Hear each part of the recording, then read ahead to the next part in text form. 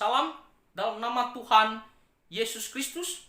Saudara-saudara, ada satu perumpamaan yang diceritakan oleh Tuhan Yesus Kristus di kitab Injil Lukas pasal 15 ayat pertama sampai ayatnya yang ke-7.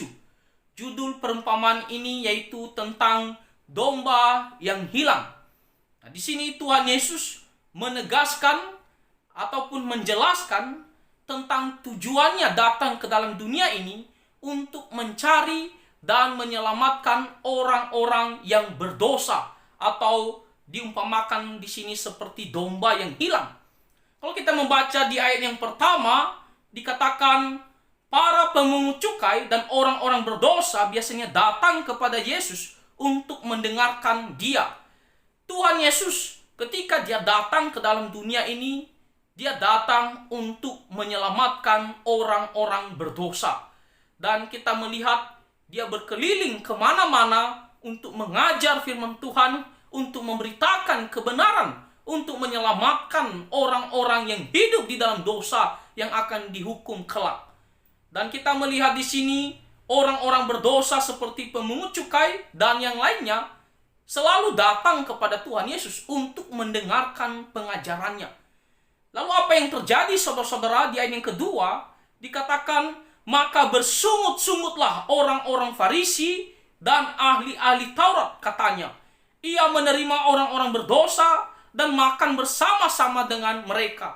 Ternyata orang-orang yang dianggap ini adalah para pemimpin agama, orang-orang yang rohaniawan.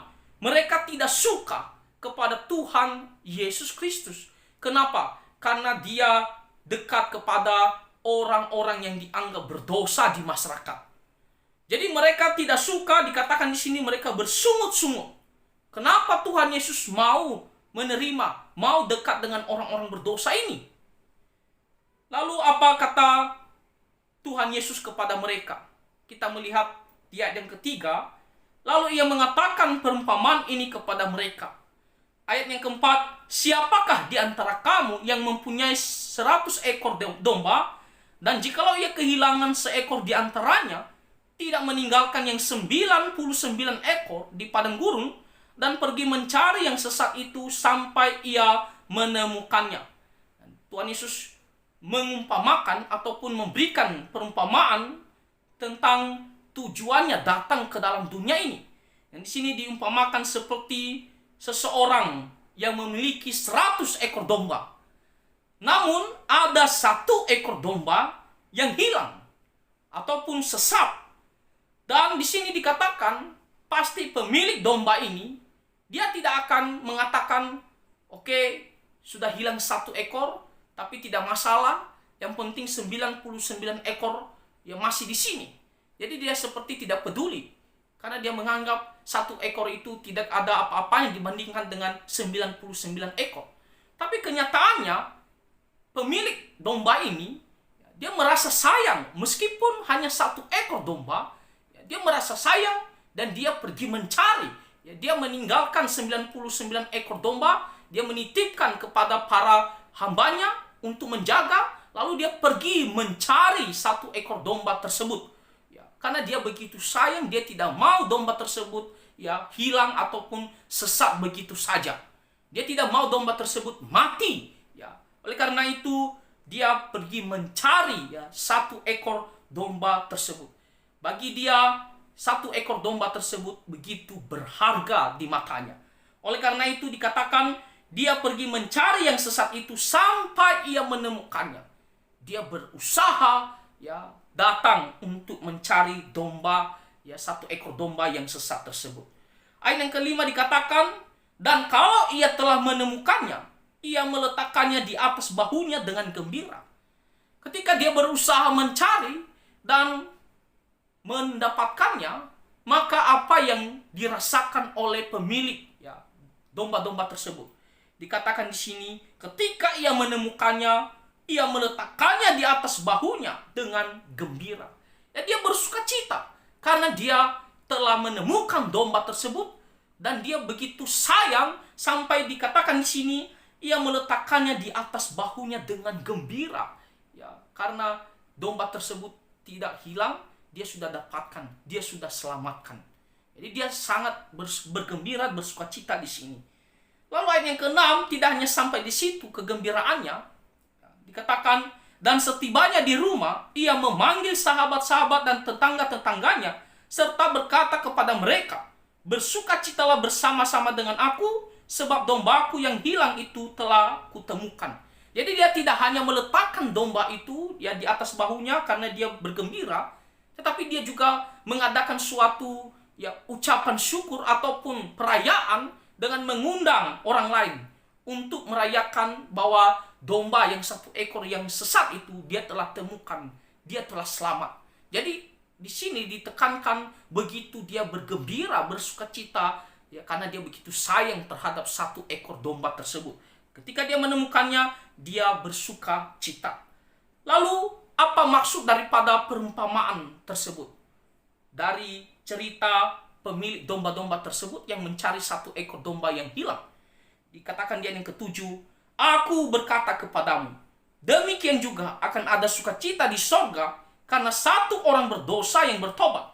Lebih daripada sukacita karena 99 orang benar yang tidak memerlukan pertobatan. Nah, demikian juga ya, Tuhan Yesus dia meninggalkan taktanya di sorga untuk sementara. Datang ke dalam dunia. Tujuannya satu, yaitu untuk mencari ya, umat Tuhan yang berdosa. Untuk menyelamatkan umat manusia yang berdosa. Supaya tidak mati karena dosa. Supaya tidak dihukum ke dalam penghukuman yang kekal karena dosa. Jadi Tuhan Yesus sekarang dia ada bersama-sama dengan orang berdosa dan dia mengajar mereka, ya, dia memberitakan firman Tuhan kepada mereka. Ya. Apakah itu salah? Tidak, saudara-saudara. Justru sebenarnya disinilah sukacitanya karena Tuhan Yesus memang datang untuk menyelamatkan mereka, untuk menyelamatkan kita semua orang berdosa. Jadi Tuhan Yesus dia datang karena begitu sangat mengasihi, sangat sayang kepada kita orang-orang berdosa, khususnya di sini yang diceritakan ya dalam konteks adalah orang-orang ya pemungut cukai dan orang-orang berdosa yang lainnya.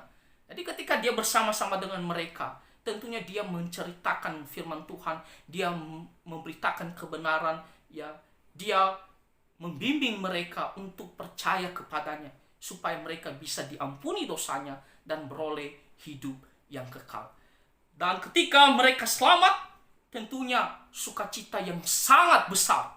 Ya, karena satu jiwa saja yang dimana sebelumnya hidup dalam dosa dan telah diselamatkan dengan percaya kepada Tuhan Yesus, maka akan ada sukacita yang besar. Ya, kepada para malaikat mereka akan bersukaria karena satu orang jiwa yang dimana telah hilang ya karena dosa namun telah diselamatkan oleh Tuhan Yesus Kristus.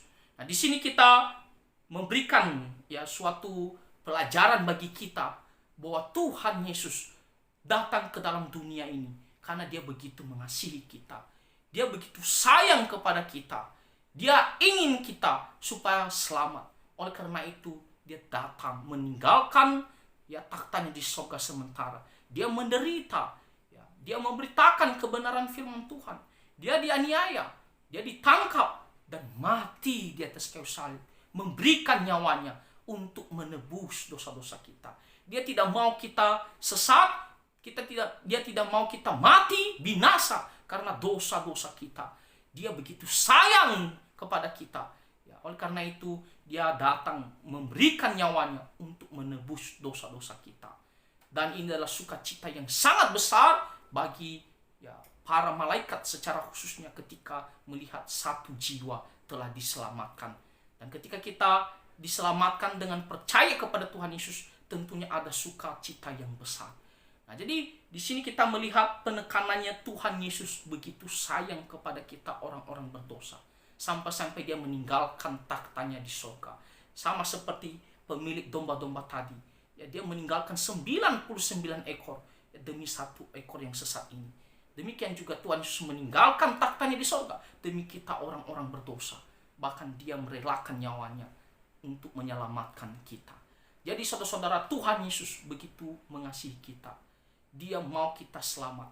Apakah kita mau datang kepada Tuhan Yesus? Apakah kita mau memberikan hidup kita untuk percaya kepada Tuhan Yesus Kristus? Kalau kita memberikan hidup kita untuk diselamatkan oleh Tuhan Yesus dengan mengatakan, Tuhan, saya adalah orang berdosa, saya telah sesat, saya telah sesat dan akan binasa karena dosa saya. Tuhan, selamatkan saya. Engkaulah Tuhan dan juru selamat hidupku. Saya mau serahkan hidupku, saya mau ikut Tuhan Yesus Kristus. Ampuni dosa-dosa saya. Maka kita akan beroleh pengampunan dan beroleh kehidupan yang kekal. Tuhan Yesus begitu mengasihi kita. Dia ingin kita selamat. Marilah kita bertobat dan percaya kepada Tuhan Yesus Kristus. Tuhan Yesus memberkati kita semua. Amin.